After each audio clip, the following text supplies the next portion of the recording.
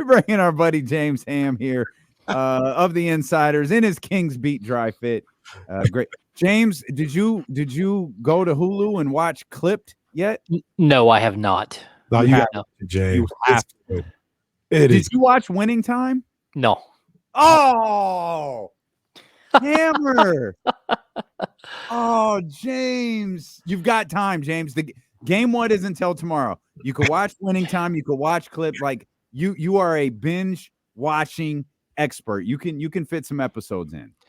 I'll see what I can do. You gotta watch Winning Time. Winning Time is official. Winning Time is phenomenal. Man. And Clipped is just as good. Clipped is good. Clipped is about the Donald Sterling V.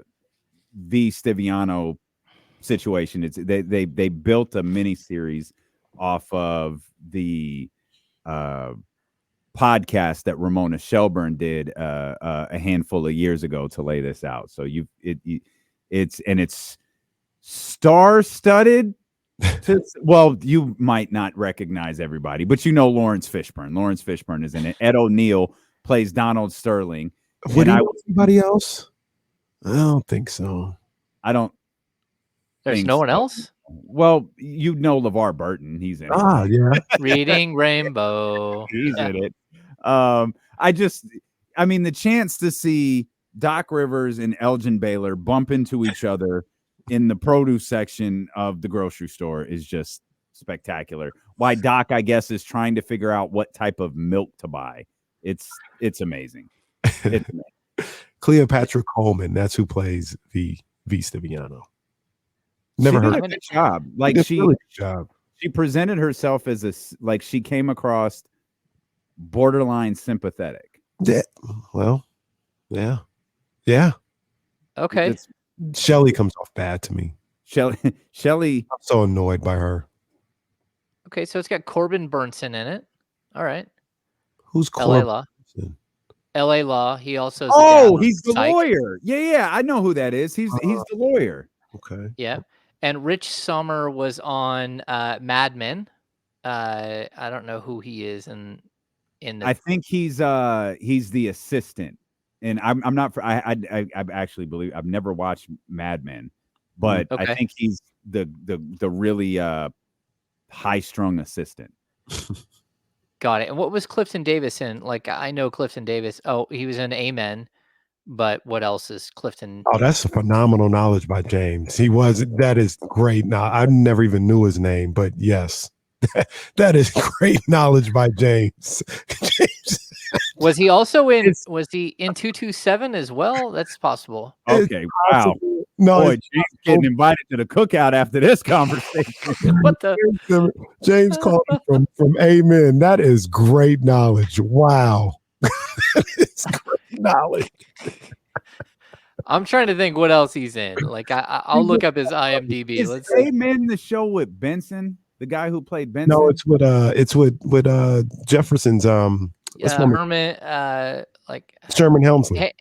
Sherman Hensley. Yeah. Oh, okay. And they owned a church, or he was a pastor of a church or something like that. That's right.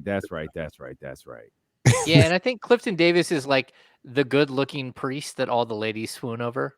Yeah. He was in Amen. That's My Mama. My husband, I don't even know what the rest of that is. I can't tell you how much I bugged out when I found out That's My Mama was a real show, because I always remember it from the line with Sexual Chocolate. Oh, I'm gonna get you. To America. Oh no, Coming to America. Sexual Chocolate, everybody. Sexual Chocolate. Yeah, where he says y'all might remember him from the something episode of That's My Mama. Man, James dropping an Amen and a 227 reference was not something I was prepared for today. Clip this, man. I have been known to watch television shows since a very young age. Like, yeah, my knowledge of television. Yeah, I don't know. It's deep. I can go deep with this stuff. Well, that's going to get you a flag every time, sir. Every single time, that's going to get you a flag. Yeah, where's Jesse at? God, I know I was going to make a point about Brandon Ingram, and man, it was my fault. I mentioned the a spectacular move by Michael Jordan. It was the anniversary of that, but there's obviously a lot of, and we'll just bring this to the group here. There's obviously a lot of conversation around Brandon Ingram right now as it pertains to either Sacramento, but really as it pertains to the entire league. There were reports earlier this week that New Orleans might be hesitant to offer, or New Orleans is hesitant, or perhaps even unwilling to offer Brandon Ingram a max contract extension. And I think combining that with David Griffin's remarks, you think, okay, clearly for in probably because of the contract situation, they're going to put a lot of this on Ingram's shoulders, and they're going to feel like he's maybe the best piece that we can move to take the steps forward that we need to take. Like, New Orleans isn't going to attempt to blow this up. Like, New Orleans is going to attempt to get better. But there's a second layer to this, and perhaps in New Orleans' case, it's the first layer that I didn't really think about, and it's the financial aspect of all of this.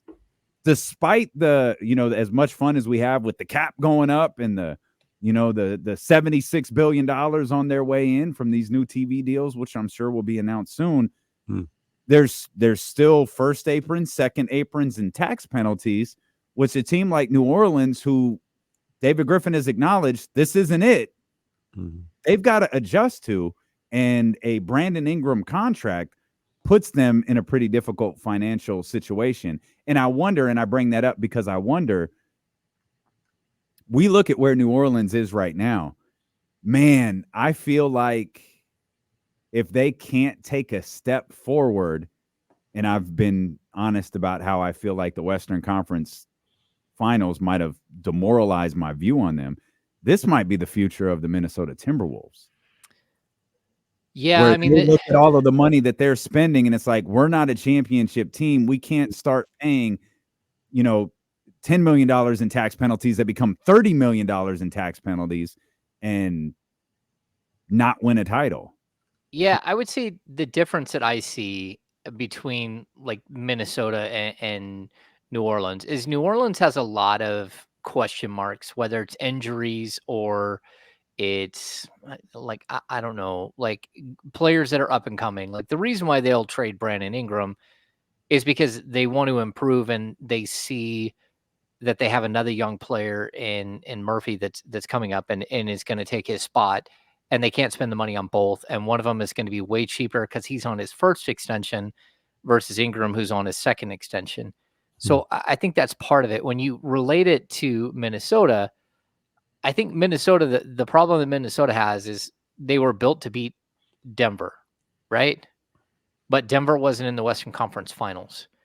So the fact that they were able to beat Denver is great, but they didn't beat Denver in the Western Conference Finals because they weren't around. And so if you build a team with Rudy Gobert who can defend Nikola Jokic and can at least give resistance and doesn't get played off the court, that's fine. But it's got to be deep enough in the playoffs, because a lot of the other teams in the league, they can play your best defensive player right off the court, and they can really put you in an awkward situation. The one difference I really think with Minnesota is that Anthony Edwards has like two giant leaps he can still take, and not just become like statistically way better, but then to take that next step where he's just an incredible, all around dominant player that comes to every game with his hard hat on and is just so difficult to beat. So they have room for growth. I also think like McDaniels can grow. He can be a better player. I think Naz Reid can still has time to get better.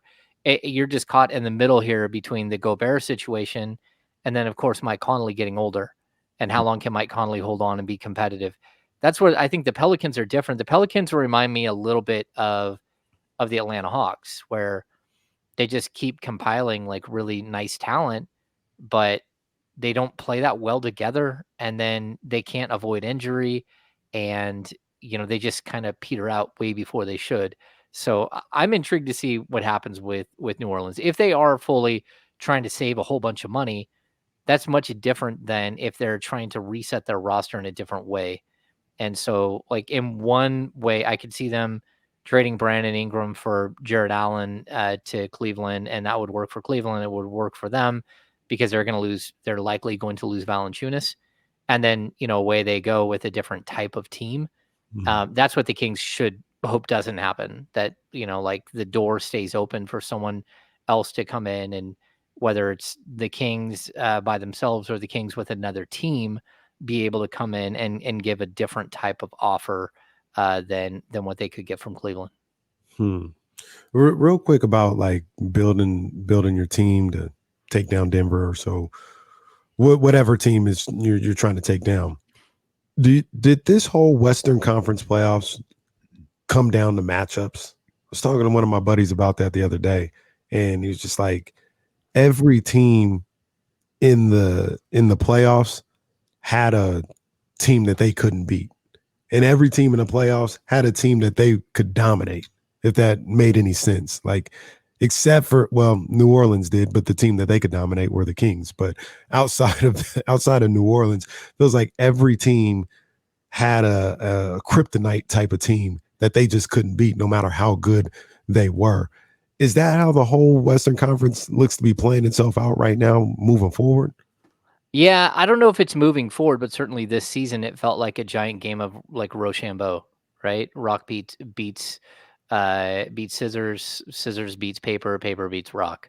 That's what it feels like. It feels like there's a team that you can't get, that every single one of these teams could not get past.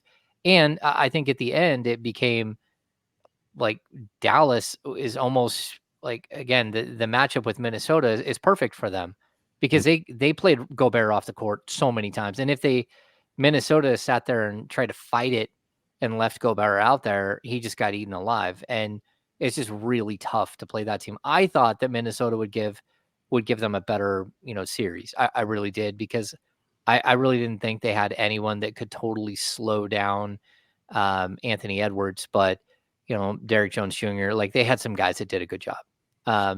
But overall, yeah, I've been saying that for a while, Kenny. I do believe that this was just a weird matchup. And, if the Kings face anyone else in the play-in game, I think that they're probably in the playoffs. I do. I think that they had a really good shot at being in the playoffs. I also think that, if they would have matched up with someone like OKC in the first round, who knows? They easily could have made the second round. And then what happens in the second round, and what happens in the third? Like, you don't know. I didn't feel like this Kings team was good enough at the end of the season because of the two injuries. But again, if you could have made it to the first round, maybe midway through the first round, you might have got Malik Monk back. And next thing you know, they could have been a much different team, and they could have made some noise. So I think it's really, really interesting how this whole entire playoff kind of worked out. How different do you think the off season is if that happens? I think it doesn't feel the same way. I mean, because that's all we're talking about. Because I don't think this is a championship team. I don't think that they were going to go contend. And like, you have to be realistic about who they are. But I definitely think like the Mike Brown situation wouldn't have been so sort of weird and Messy. awkward, right? And like somewhat messy, but also it wasn't really all that messy just for a couple of days. It just didn't feel all that like it was two sides negotiating with the same goal in mind, if that makes sense. So I think that would have been a little different. I also think that if you would have been able to get Malik Monk back into the fray, it probably would have made that situation like maybe a little different, but I'm not sure. Overall, like, the players are gone. The players are doing their thing. They're away from, we're seeing, like, I don't know. I saw, like on Instagram, Sabonis was at, I think he was at Bottle Rock and had Kevin Huerter with him. Right. And so that's good. It's good that you're seeing these guys hang out together. You're seeing sort of that family vibe that hasn't been lost in Sacramento. But I also think that, we talked about this today, and I think Kyle brought up a good point on the insiders. It's that that this kind of feels like it might not have been a bad thing, because I don't think, like, the way that the team played felt weird the whole season, but I still don't think that this is the right roster. It's not the one, right? You're still like a starter and another rotation piece away. And when you miss the playoffs, when you miss, you get bounced in the play-in, I think it puts that pressure on the franchise to to sit there and try to improve. It's not all about just waiting for Keegan Murray to see what Keegan Murray is. We all should know at this point, like, Keegan Murray's going to be a very good player. He's going to fight inconsistency early in his career. He'll probably figure it out in year 4 and be a really, really solid, second, third, fourth option. But at the same time, I think, like, if you're being realistic, we all can see that the Kings need a Brandon Ingram. They need a Kyle Kuzma. They need one of those players that just adds another element that they don't currently have. They also need somebody who's willing to punch somebody in the face. And I know that's not the modern NBA, but, like, I do think that this team needs like a personality, like, adjustment, like somebody who plays with force. That's why, like, when I see Valanciunas' name mentioned with the Kings, I'm okay with that. People know that if you're going to sit there and do something dirty, and let's just say you stomp on the chest of Domantas Sabonis is going to check out of the game. And then, like, one of the scariest dudes in the league is going to walk on the floor, like, looking to get payback. And that's something that the Kings could use. They could use that little bit of physicality and toughness that I just don't think they have right now. And I think that they really desperately need. Yeah, man, there's a lot there. Do you, a guy like Valanciunas, or any guy like that is supposed to be, an enforcer, where do they fit in the basketball things of it? Is, like, Valanciunas comes to Sacramento, is he your backup big? Do you think that he's taken your backup big? One of the things I remember from pocket watching is Valanciunas is going to get $15 million a year. That's just what it is. That's written in the NBA bylaws, is that he's getting $15 million. So do you want a $15 million a year backup, or, like, how would you see somebody like him playing on this roster? I don't think he's getting anywhere near that. And I also think, what is he, 32, 33? Like, he's looking at, like, final couple of years contract. No, it's the law, James. We looked at it. Like, it's. You don't think I don't know. Anyway? I don't know how this is. It's like every year is just somehow it's $50 million, $50 million, $50 million, $15 million. Like, it was like clockwork. We'll give you the exact numbers. It really was amazing to see. Like, oh, Jonas Valanciunas, years, 15 million. He's absolutely getting, come hell or high water, that man is getting a $15 million contract. Yeah, it's. I still would say he's not going to, but we don't know, because look, the one James team that arguing science. Wow. but the one team that has bird rights to him and can give him that contract is not going to. 8 straight years. 8 straight. $15 million a year. So what is that, 120? Nothing more, nothing less. Just $15 million a year every time. So over the course of his career, what's he at, like 147? Anybody else want in on this? I couldn't remember that one. I remember Blake Griffin, though. 135,756,944. Okay. Yeah. So when I'm looking at a player like that, like, there's a reason why the Pelicans are going to go a different way, and it's just because his play style. Like, I think they have they want to try something different at that position, and I understand that. But I also think, like, look around the league, there aren't a lot of starting center jobs that are going to be open this year. And you can look at Andre Drummond, who's walking around making, $3 million every year, as a guy who used to lead the league in rebounding. And so I don't think Valanciunas is going to get that kind of money. Like, would you love to have him for the biannual exception, like a 2-year, $8 or $9 million deal? Sure. I don't know if that's going to happen either. You have to use part of the mid-level, but I definitely think that, like, he's going to, if he were to come to the Kings, it would be to be the backup center and to play alongside Sabonis for like 3 minutes, 4 minutes a half. And so, between the 13, 14 minutes of being on the floor without Sabonis and an extra, 3 to 8 minutes, 6 to 8 minutes with Sabonis on the court, your goal would be to get him close to 20. And that's kind of where, like, the next couple of years I could see him being. And like, the only reason I think he would do that in Sacramento is so he can play with Sabonis, who, again, they play together on the Lithuanian national team. They're close. And to me, that's just so, like I've brought up other players. Like I love the idea of like somehow trying to pry Bobby Portis out of Milwaukee. Like you go down the lane and Bobby Portis is standing there staring at you. You just turn around and go a different direction. It doesn't matter whether he's going to block your shot or not. He just like looked into your soul, slapped your soul around, and then sent you on your way. Like that dude stares you down, and it's not good. And I think most of the really, really good to great teams have somebody that puts the fear in you here and there. Like certainly with look at Minnesota. I don't think it's nobody's fearing Kyle Anderson or Gobert or even Carl Anthony Towns, but I don't think anyone wants to mess with Naz Reid. Like Naz Reid doesn't mind giving you a hard foul. He doesn't mind, staring you down or dunking over the top of you. And I think most teams that are like in this position that are pushing forward, they have those types of players hiding on their bench. And the Kings could use that type of that like mentality shift. And I know a lot of Kings fans won't like it because he's the guy who injured Chimezie Metu, but that's what I'm kind of talking about. Like you're going to dunk on me, you're going to see what's going to happen. And that's something that the Kings kind of lack. Is that the number one thing the Kings need? Yeah, I mean, length, athleticism, physicality. Yeah. And Valanciunas, the idea of Valanciunas and Sabonis together is in a backup role, right? Like they're not on the floor at the same time. Every once in a while. Like I would have them on the floor together. Yeah, I wouldn't. Did Alex Len and Sabonis ever play together this year? I mean, I'm sure it happened maybe once. Like one time late in the season.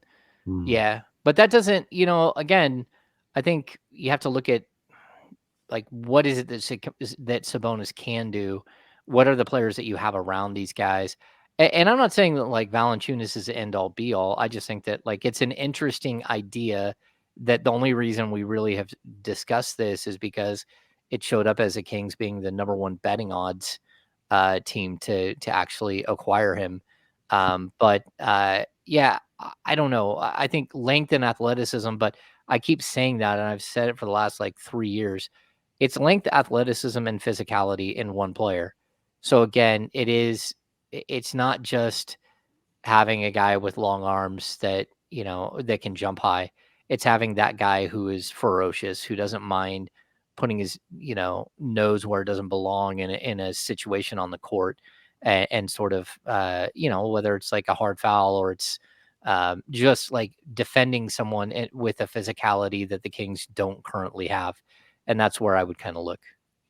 There's been a lot of talk since the season ended about getting player X into Sacramento, and you could do that, and then you move Harrison Barnes to the bench, and da. And I've always wondered, like Harrison Barnes, he doesn't necessarily feel like a bench player to me. He's never been a bench player in his career, but he doesn't feel like a bench player to me. But do you think, like people say, like really seamlessly, do you think like Harrison is for that right now? Not saying like he's a selfish player, but like, would he be, I'm willingly, going to go to the bench, or would he be unhappy with that? Would he say, hey, if you don't look at me as a starter here, look to move me to a place where, I can play those type of minutes and do that? Do you think that would be an issue at all if he was a bench guy? Yeah, I'd be intrigued. Like at 32, I think first of all, Harrison, the number one thing that he's going to be concerned with right now is that your check's clear, right? Because he's getting paid plenty of money to do whatever it is the team asks him to do. I think Harrison Barnes would take a secondary role. I think he would take a bench role. I don't think he would cause a problem. I think he would say, just like everybody else, hey, when asked, hey, sure, I would love to still start. But we all know that in this league, there comes a point where maybe you don't get to start anymore. And so I think he's going to be totally fine with whatever happens. Now, that's not for sure. I haven't spoken to him about it specifically, but he's a guy who's known as a pro's pro. And he's also a guy who kind of knows where he is in the basketball world and sort of like what happens next here. He's been through it enough. He understands that even, there are some great players that he played with at certain points in his career that no longer started, that no longer had that opportunity. I mean, even in Sacramento, I believe he was on the team with, oh, maybe he wasn't. I was going to say he was on the team with Vince Carter, but I don't think he was. I think that's the year before. But still, like those types of players, like if you want to keep playing, you want to stick around at a high level, you want to be known as the same guy that you were the whole like meat of your career as like the pros pro, you got to do what's right for the team. And at the end of the day, if that's, what happens here, I think he would accept whatever role that Mike asks him to do. We'll come back. We'll talk more with James Ham of the Insiders about your Sacramento Kings when Dylan McCasey return here on Sacramento Sports Leader ESPN 1320.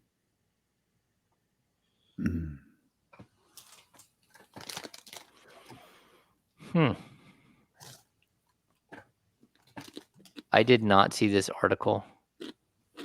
The Kings trade for CJ and Nick Claxton and signed Jay Crowder and DeAnthony Milton. I don't know. I mean, that certainly, if you did all of that, that means you're losing. Well, you're losing probably Barnes or maybe Barnes and Herter, but also if you're signing DeAnthony, you're probably losing Monk. So I do like Nick Claxton. He's I believe, an unrestricted free agent, which is kind of weird. Wow. In case you two are interested, I think an email is going out tomorrow about Janet Jackson tickets for Tuesday. So if you guys are interested, be on the lookout for that. I think it's coming from Megan. Oh, okay.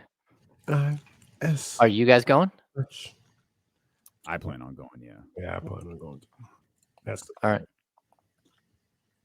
right. I will see Janet as long as Janet wants to be seen. We taking a field trip to the Forum on Juneteenth? Kendrick Lamar is doing Kenny a show. might not want to go. Oh, yeah. the LA Forum. Yeah. Forum. I said field trip. They what I didn't even see LA. KC in LA. Whatever. They're doing a what, CDE doing a show or something? I didn't even see that. Kendrick. Oh, Kendrick is just doing a show there. Yeah. It's gonna be fire. Ken and Friends. That's what it's called. That was actually the original working title for the show. So the self-titled NBA guru Zach, last time, I mean, like the problem with Rui Hachimura is he's not a playmaker for anyone but himself. Like he just doesn't pass at all. Like for his career, he's a black hole. I mean, he averages 1.3 assists per game for his career, 1.2 last season. Like that's a creator. It's not a playmaker, in my opinion. I don't think that's the play. You're talking about a guy who doesn't pass and who doesn't play defense at all. Now, he can score.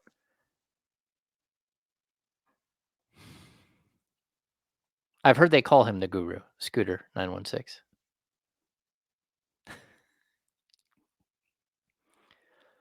I know my wife would like to go see Janet. I think I've told you guys that story. My wife met Janet. Her aunt got married to a guy, and that guy was Janet Jackson's trainer. And Janet Jackson was at the wedding. That was like, wow, probably 25 years ago. I expected to meet more famous people when I went to Kenny's wedding, but I think they had a separate ceremony for the famous people. All the famous people, yeah. That's why it started late. You're the most famous person I know. Well, that's a lie. Sal, why would Janet ask me on stage? Well, James, you might want to Google that. Like Timberlake asked me on stage? No. Did I see what numbers? No, the TV 76, deals? yeah, the 76. Yeah. Okay,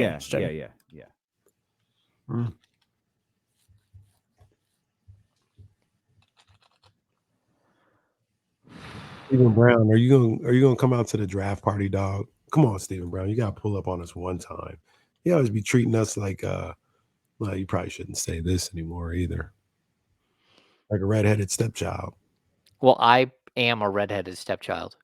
That's why I say you probably shouldn't say that no more. Shots at James Ham for no Just reason. saying. Just no reasons at all. My mom is married to someone that's not my dad. Yes. I do have We're coming back, technically. gentlemen. All right. That was an interesting way to end the commercial break over there on the live stream.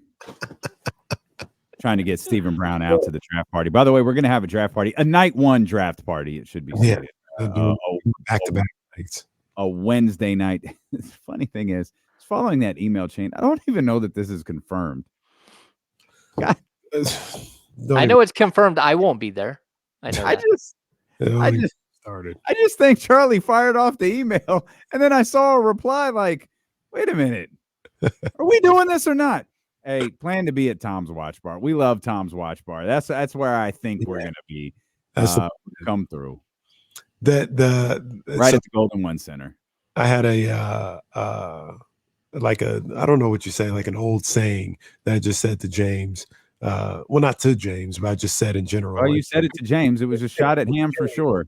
I said, treat him like a redheaded stepchild. That's another phrase that I didn't know was a TV show that James alerted to me earlier. I don't even know if I'm not even going to say it on the air, but we were up the creek and he's like, "Oh, you need to." Yeah. Oh. I said, "You need to watch that show." I said, "It was a show. Is that where the saying came from, or did the show get named after the saying?" Oh no, that show's recent. That show's like it just ended like 2 years ago. Well, I don't think we can say that on the air, can we? No, I just prefer everyone knows what we're talking about. Like you can spell it out, I guess, but Blank Creek. Yeah. Blank Creek. I don't for all of you out there. It definitely wasn't on NBC. Like Mike Tirico wasn't doing reads to tune in following the game for a special Sunday night episode. But I'll admit, I tried to watch and it didn't. Oh, it's so good. It didn't hook me. Oh, you got to try it again. All right. Anyway, that's funny. I'll try. I guess I'll try again. If I'm gonna have to watch Clipped, then you might have to watch. Oh no, this is not the same. You are going to love Clipped. You're gonna love the little guy who plays Blake Griffin. You're gonna love the chubby guy who plays Draymond Green. Oh really? Incredible. Got an old guy playing Steph Curry. It's like everyone's like 5'7" to like 6'1" that are all playing like these. Having seen it now, Lawrence Fishburne as Doc Rivers is just superb. Nah, it's perfect. And did they like kind of preview Doc getting like the tattoo hair lineup or something like that? Because remember, he just randomly asked LeVar Burton, like, "How do you get your beard so crisp?" He's like, "Oh, a micro shave or whatever, microblade." Like, oh, Doc was previewing. Might have been foreshadowing. Boy, that camera light hit Doc's head, hit Doc's head a couple of times, and it was like, oh no. You just see the spray like just shining, and it's like, oh. All right, guys. Shout out to Brother Sterling getting his hair dyed by V. Oh, that was amazing. Oh man, that was amazing. James, come on, man. We lived through it. That's no, but you want to see this. You haven't seen this. You need to see it. Okay. You need to see it. I'll give it a shot. Hey, before we get back to the Kings, what do you think about JJ? Go for it, Lakers. Good for you. Yeah, make sure it's a 5-year deal, like 15 mil a pop. I want to see a 75 for him. I you got to give him time. You got to give him time to make sure he learns how to coach, and B has to learn how to coach without LeBron, because we just can't have the 2 years with LeBron and then nothing else. I'm confused why LeBron would want to risk what the final 2 years of his career are with somebody who doesn't know like the finer nuances of being an NBA coach. He likes And podding with him. I guess. Yeah. Maybe Hey, maybe JJ is good. Maybe he's good. he might be. I know that when I get my head coaching job, Sean Cunningham and Brandon Nunez and Kyle and you two are going to be on my staff. So, Well, I it's cool. appreciate that. I want to be on the front row. Boy, now you're just asking for too much. He's hiring all of us and didn't even hire his buddy Doug Christie. Wow, That's right. that's a shame. That's a shame. He'll be my associate head coach.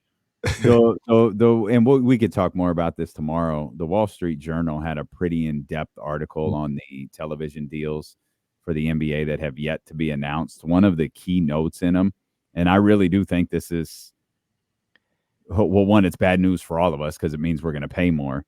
Roughly 100 games each season are going to NBC, and half of them are going to Peacock.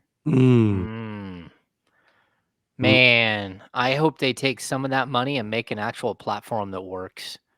One of the worst platforms there are for. I feel like the platform works. I just feel like it sucks. Oh, Yeah, I've never had any problems getting it to work. It's just not the easiest platform to navigate. Yeah, it's not great. It's not great. It's Plus, confusing. It's like unnecessarily confusing. It is. It's very difficult to navigate. It's one of those ones where if you're watching a show and you pause it and then you don't come back in time, it could start like 3 episodes back and you have no idea. Like it's a frustrating situation. And like when I was there at And those are NBC, basic things that HBO Max doesn't do. Those are basic things that Hulu doesn't do, that Netflix doesn't. They almost bought Hulu when I was at NBC, and they got outbid for it by Disney. So I think that would have been good for them. That would have given them a real working platform. Like as it is, I don't think it's very user friendly at all. And I think if they're gonna jump into the deep pool here with all the with Amazon and with whether TNT's back, but ESPN, they've got to do the basics. They've got to absolutely fix their platform if they're going to force us to watch a game on that platform. Well, they'll use all of the money that we're paying them to fix it, because 100 games. That feels like they're getting another night, right? Like, because if it's the 100 games isn't just basketball night in America. Yeah. Well, you can have 2 games a night. Tuesday and Sunday. Tuesday and Sunday. Oh. Because Sunday doesn't start till football's February. Yeah.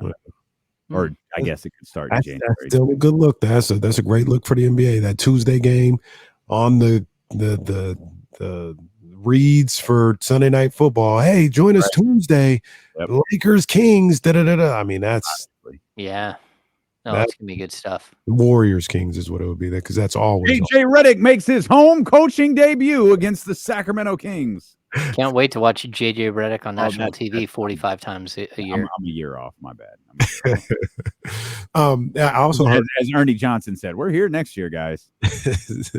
So, well, there's rumors out there that they might just dip out.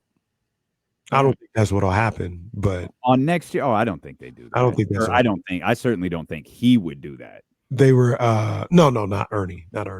But there was it was Simmons, matter of fact, with all his little TV buddy or whatever, talking about this.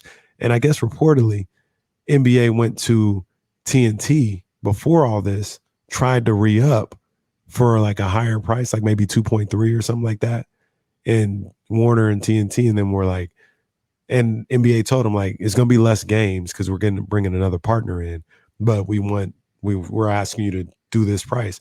And Warner and them were like, no, like you're crazy. Like you're taking games away from us and you're upping the price. Like, no.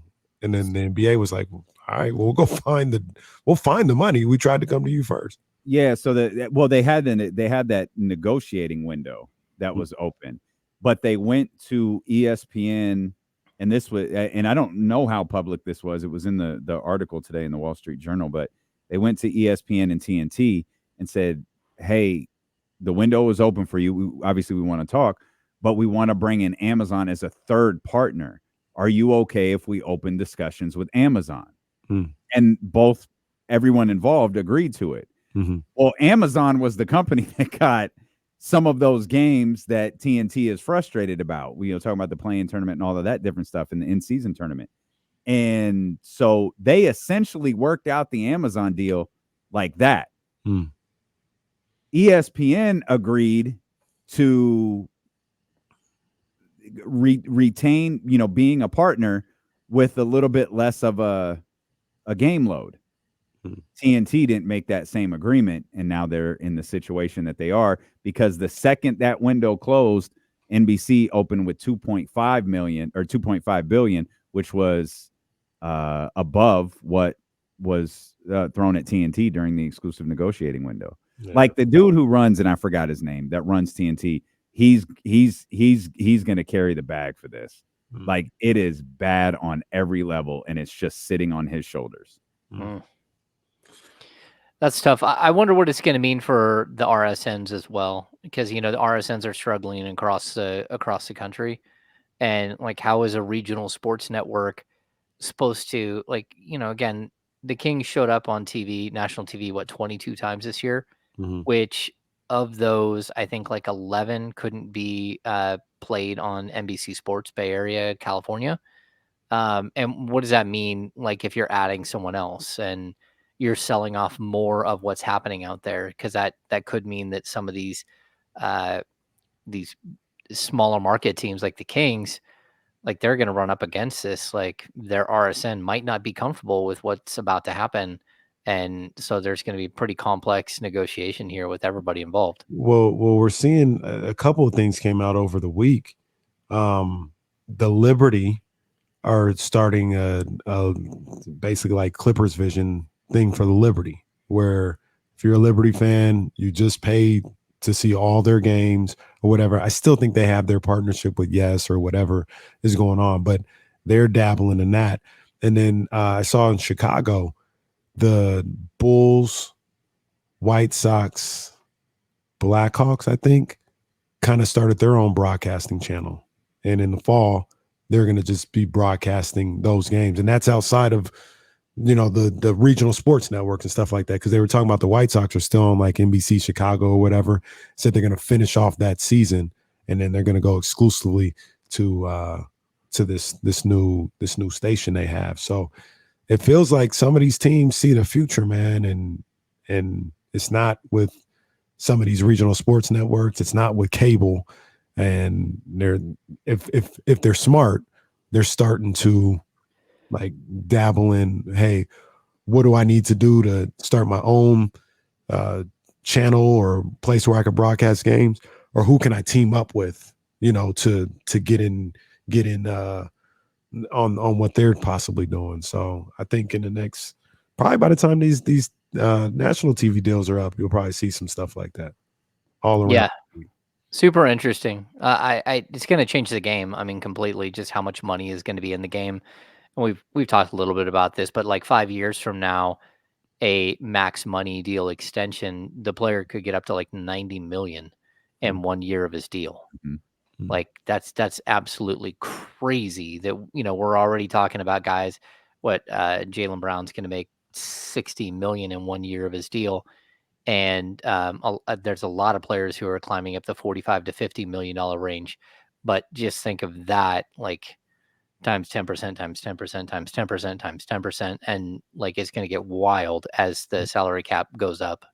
I can't remember who the two names I saw who would approach that number first. Those like nearing those nearing, 100 million numbers.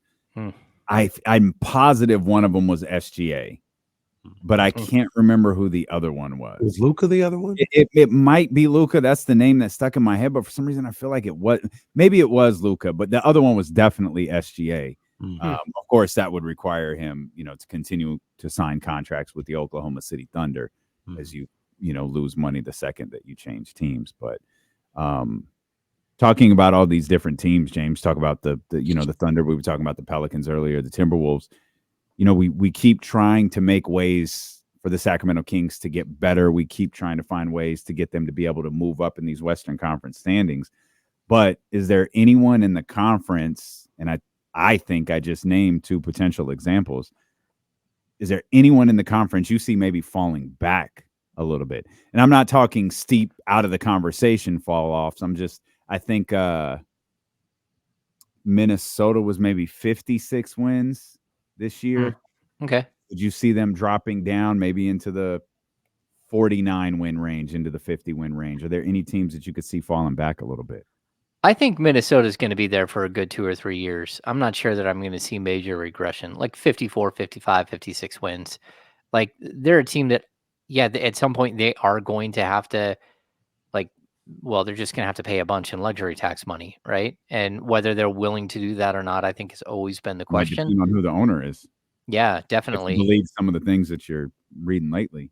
No, totally, totally. So I think that that's going to be a major question, and like, how do you get back to a normal like range? But also by the end of that run, the 2 to 3 year that I'm talking about, I don't know how long Gobert's deal is, but it can't be much longer than that. And so you will get some relief from some of these guys going away. I would say the same thing when it comes to, like, again, Mike Connolly makes decent money there, and eventually he won't be there because he'll retire and won't be in the league. So I definitely think that there's a way that they can remain up at the top. I think for me, I mean, clearly, I think the Clippers are going to have a tough time maintaining. I don't care who's there and who's not. Oh yeah, so Gobert's only under contract for 2 more years at 43.8 and 46.7. The low price. Whew, that's a lot. And those 2 years coincide with Mike Connolly's $10 million and $11 million deals.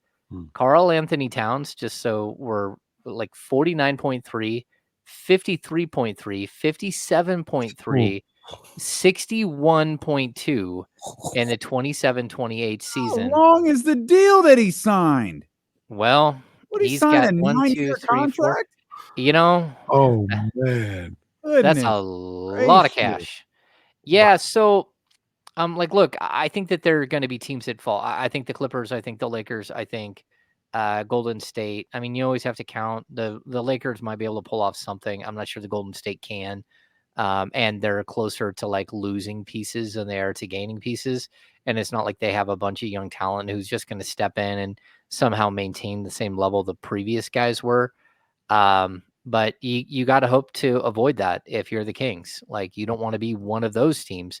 And you also have to be concerned about the Houston Rockets, and you got to be concerned that somehow the Memphis Grizzlies will, pull their head out of their rectums and figure things out. goodness. And they were, well, I mean, they were the number 2 seed last year.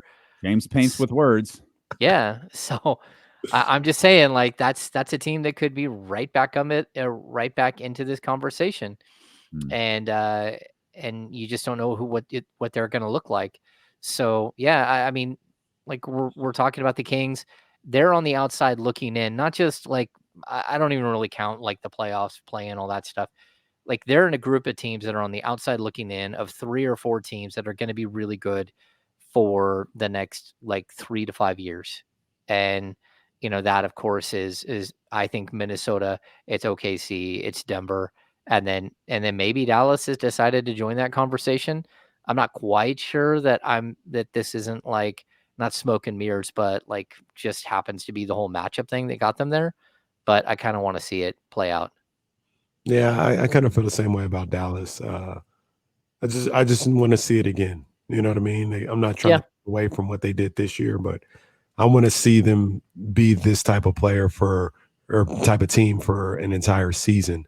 For me to say, okay, no, they're here for sure with this incarnation of the team. I think the Clippers are in trouble. I think they're definitely in trouble. They're going to lose Paul George. You can't depend on Kawhi Leonard, and they just re-signed him to a new deal. They do have that winner, James Harden, though. As he say he wants to be remembered as a winner. I saw that. Okay. I saw that. They have to re-sign him, right? Like, he's not under contract, or does he have another year? I don't know. I haven't looked up. I don't think he's under contract. I feel like this was it. Yeah, their situation. Well, I certainly know that Russell Westbrook has an opt out. Careful. They're in a weird situation. Paul George has a $48.8 million player option. Kawhi is under contract for 3 more years. Norman Powell's under James, contract for 2 years. Harden's a free agent. Plumlee's a free agent. And Westbrook and PJ Tucker can both opt out. And I don't think PJ Tucker is going to opt out of that $11.5 million, whether he's playing or not. PJ Tucker making making that dollar figure is offensive. Well, I mean, he's got a sneaker collection to support, but still, he plays hard-nosed defense. Who's more valuable to that team, Russell Westbrook or PJ Tucker? Russell Westbrook. Wait, what are you thinking about? Russell doesn't make anything. He only makes Russ makes like $4.5 million or something. Yeah. No, he's saying you asked who's more valuable. I said Russell Westbrook. Yeah, I'd say so. No, but I'm saying, it's that's $11 million to $4 million. Yeah. If I'm Russell Westbrook, I'm looking around and like, hey, how come everybody else makes $50 million and I make $4 million? Like, I mean, I just don't in all know honesty, place in the league is anymore. Like, I don't know how different. Like, James Harden's not going to sign a league minimum contract, but he might sign a Kyrie Irving like deal.